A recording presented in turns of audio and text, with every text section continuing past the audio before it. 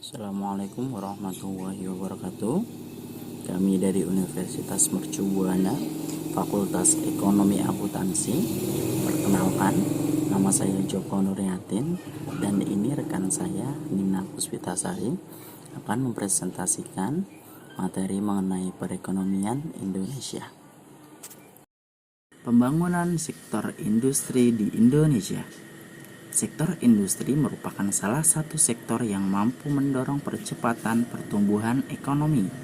Tidak heran jika sektor industri mampu menjadi mesin penggerak utama perekonomian nasional, sekaligus tulang punggung ketahanan ekonomi nasional dengan berbasis sumber daya lokal dan memiliki struktur keterkaitan dan kedalaman yang kuat. Pembangunan industri merupakan salah satu pilar pembangunan perekonomian nasional yang diarahkan dengan penerapan prinsip-prinsip pembangunan industri yang berkelanjutan, serta didasarkan pada aspek pembangunan ekonomi, sosial, dan lingkungan. Saat ini, pembangunan industri sedang dihadapkan pada berbagai tantangan yang sangat berpengaruh terhadap perkembangan industri dan ekonomi nasional. Peningkatan daya saing industri merupakan salah satu pilihan yang harus dilakukan agar produk industri nasional mampu bersaing di dalam negeri maupun di luar negeri.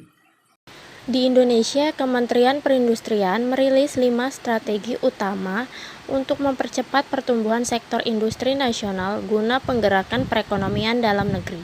Menurut Menteri Perindustrian Agus Gumiwang Kartasasmita mengatakan yang pertama yaitu koordinasi pembangunan industri dengan kementerian dan lembaga terkait lain.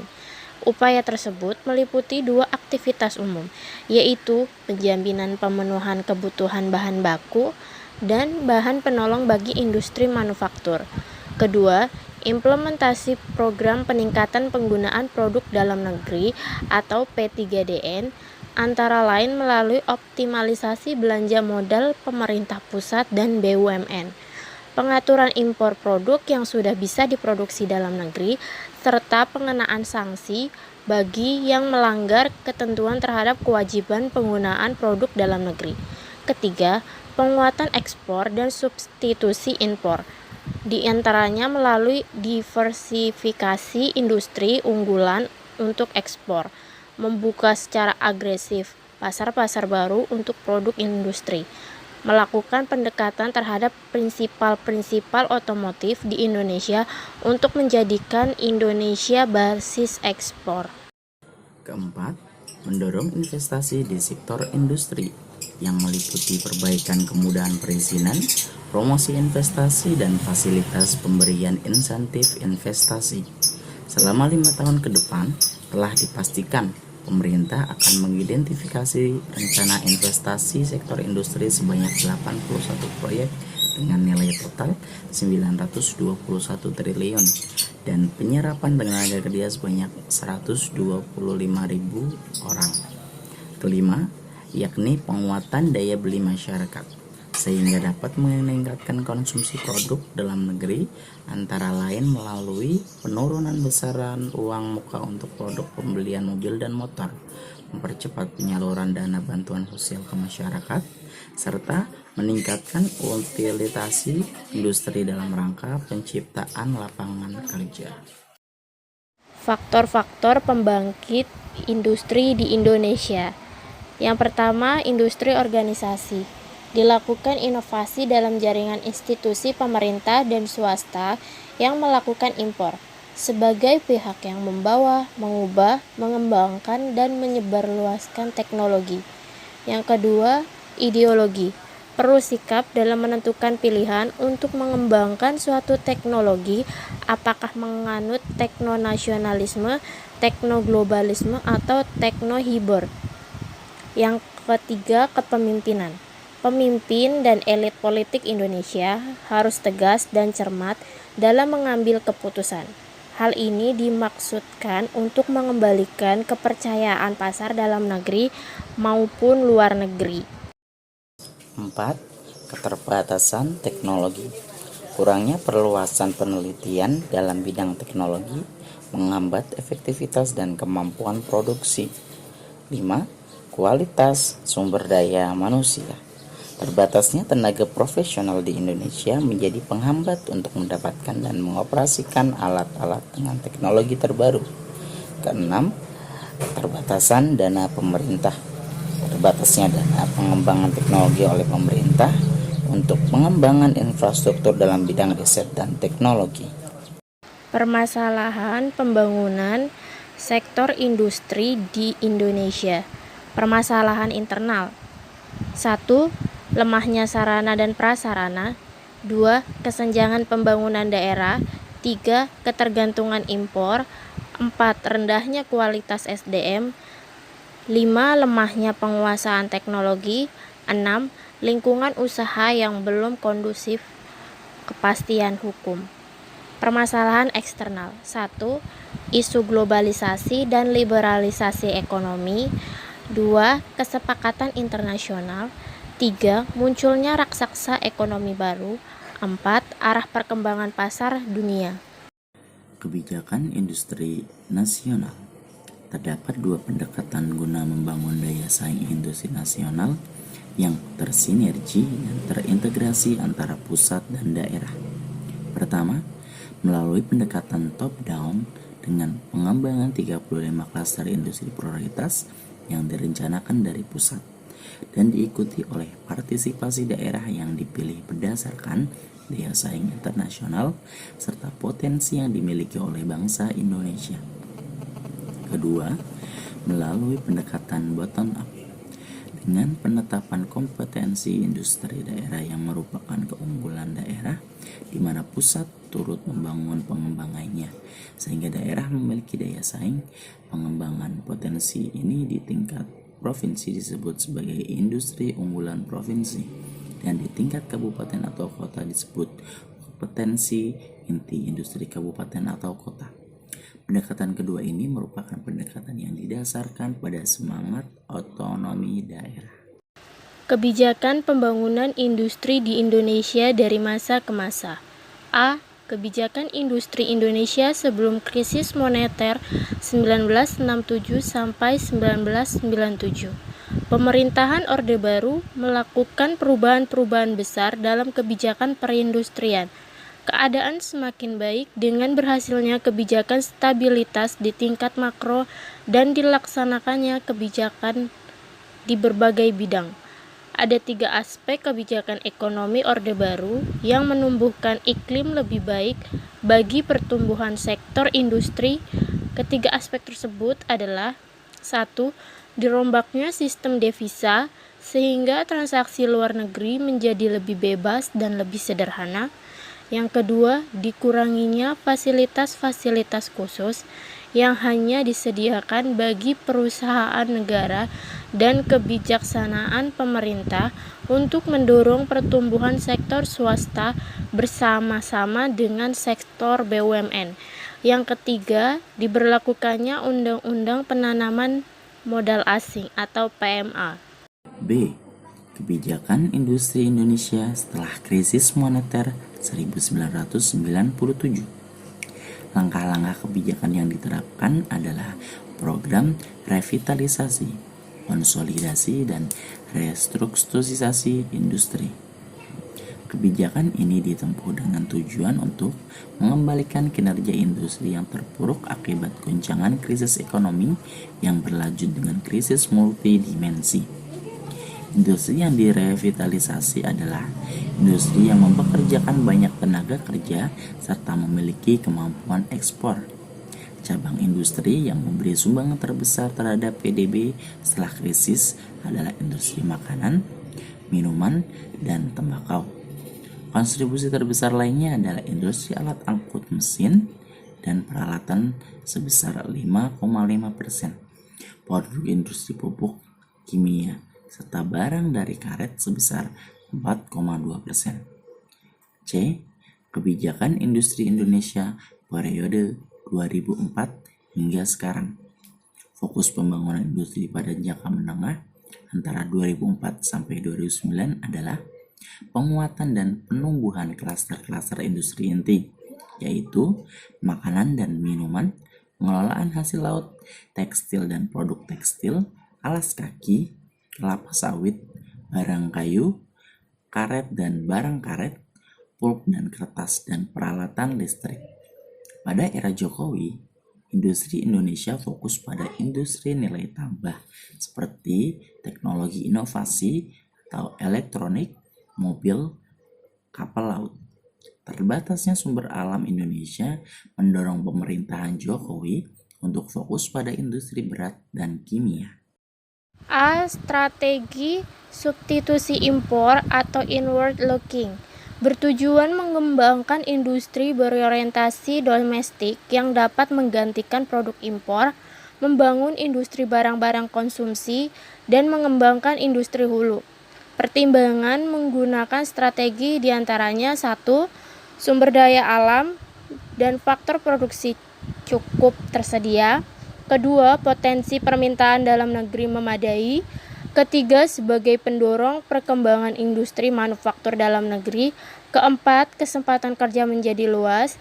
Kelima, pengurangan ketergantungan impor sehingga defisit berkurang. B. Strategi promosi ekspor atau outward looking berorientasi ke pasar internasional dalam usaha mengembangkan industri dalam negeri yang memiliki keunggulan bersaing.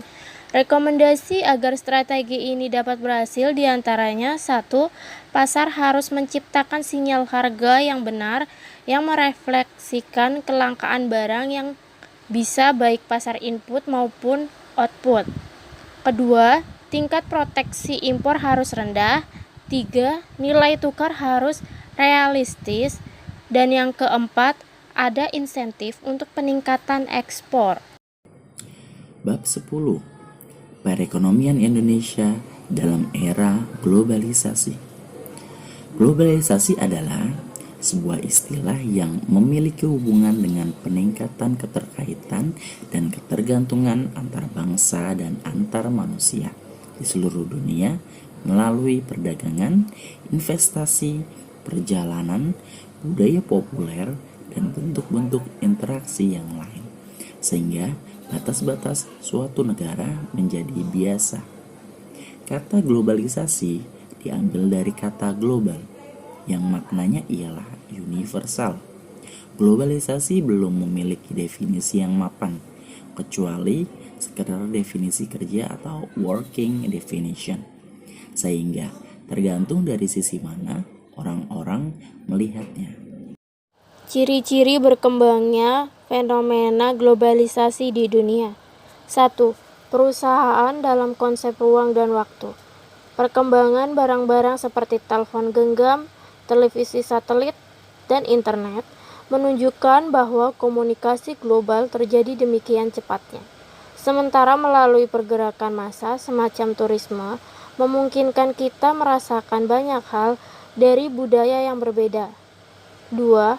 Pasar dan produksi ekonomi di negara-negara yang berbeda menjadi saling bergantung sebagai akibat dari pertumbuhan perdagangan internasional, peningkatan pengaruh perusahaan multinasional, dan dominasi organisasi semacam World Trade Organization. 3. Peningkatan interaksi kultural melalui perkembangan media massa, terutama televisi, film, musik, dan transmisi berita dan olahraga internasional. Saat ini, kita dapat mengonsumsi dan mengalami gagasan dan pengalaman baru mengenai hal-hal yang melintasi beraneka ragam budaya, misalnya dalam bidang fashion, literatur, dan makanan. 4. Meningkatnya masalah bersama, misalnya pada bidang lingkungan hidup, krisis multinasional, inflasi regional, dan lain-lain. Globalisasi ekonomi ditandai dengan makin menipisnya batas-batas investasi atau pasar secara nasional, regional, ataupun internasional. Hal ini disebabkan oleh yang pertama, komunikasi dan transportasi yang semakin canggih. Kedua, lalu lintas devisa yang makin bebas. Ketiga, ekonomi negara yang makin terbuka. 4. Penggunaan secara keunggulan komparatif dan keunggulan kompetitif tiap-tiap negara. Kelima, metode produksi dan perakitan dengan organisasi yang makin efisien. Keenam, semakin pesatnya perkembangan perusahaan multinasional atau MNC.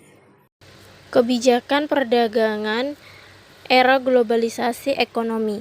Kebijakan perdagangan dalam periode memasuki era lepas landas diarahkan pada penciptaan dan pemantapan kerangka landas perdagangan, yaitu dengan meningkatkan efisiensi perdagangan dalam negeri dan perdagangan luar negeri, dengan tujuan untuk memperlancar arus barang dan jasa, mendorong pembentukan harga yang layak dalam iklim persaingan yang sehat, menunjang usaha peningkatan efisiensi produk, mengembangkan ekspor, memperluas kesempatan berusaha dan lapangan kerja, meningkatkan dan memeratakan pendapatan rakyat, serta memantapkan stabilitas ekonomi. Peluang dari tantangan bagi dunia bisnis. Terbukanya pasar dunia akibat globalisasi ekonomi membuka peluang bisnis antara lain. 1. Tersebarnya pasar yang lebih luas skalanya dan produk yang mempunyai nilai tambah tinggi.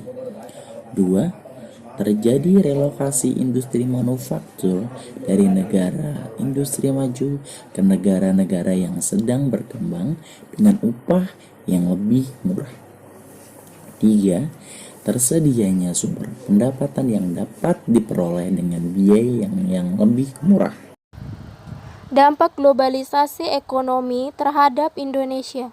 Sejak tahun 1993, OECD sudah memberikan sinyal Indonesia akan dirugikan dengan berlakunya liberalisasi perdagangan internasional. Akan tetapi, Soeharto sebagai penguasa Orde Baru yakin sekali dengan prakarsa perdagangan bebas. Akhirnya yang terjadi adalah ramalan OECD tersebut terbukti, yakni Indonesia justru menghadapi persaingan baru dari negara-negara maju yang mampu menghasilkan produk dengan kualitas baik dan harga bersaing. Sedangkan produk Indonesia sulit masuk ke pasar negara maju karena dihambat dengan pencabutan fasilitas kemudahan ekspor. Peran World Bank dalam perekonomian Indonesia 30 tahun dari 1967 sampai dengan 1998, dukungan yang telah diberikan oleh Bank Dunia mencapai lebih dari 25 miliar US dollar. Porsi terbesar dari pembiayaan tersebut ditarik oleh pembangunan infrastruktur, yakni sebesar 40%, sektor pertanian mencapai porsi 19%, sektor pembangunan perkotaan, air bersih, dan sanitasi mencapai 10%. Indonesia dan perekonomian global. Thomas R. Rumborg, Division Chief IMF untuk kawasan Asia Pasifik, mengatakan performa ekonomi RI selama kuartal 1 per 2009 dengan catatan laju PBD sebesar 4,4% menjadi salah satu pertanda kuatnya perekonomian Indonesia dalam situasi krisis. Ia mengungkapkan bahwa dengan melihat itu, revisi ke atas proyeksi laju ekonomi Indonesia semakin laju PDB dapat tumbuh pada kisaran 3% sampai 4% tahun ini. Menurut Institute for Management Development atau IMD, lembaga think tank dan pendidikan yang berpusat di Swiss, Indonesia seperti negara-negara lain di Asia Tenggara memiliki daya tahan yang cukup baik. Indonesia juga dianggap memiliki kemampuan untuk pulih dengan cepat karena telah mengalami krisis keuangan cukup parah pada tahun 1997 sampai 1998, sehingga lebih baik dalam mengantisipasi krisis saat ini. IMD mengatakan bahwa negara-negara seperti itu seringkali mampu untuk beradaptasi dan pulih pada masa sulit. Penjelasan lain adalah karena mereka telah mengalami krisis keuangan cukup parah dan krisis properti satu dekade lalu dan jadi lebih waspada dalam kebijaksanaannya.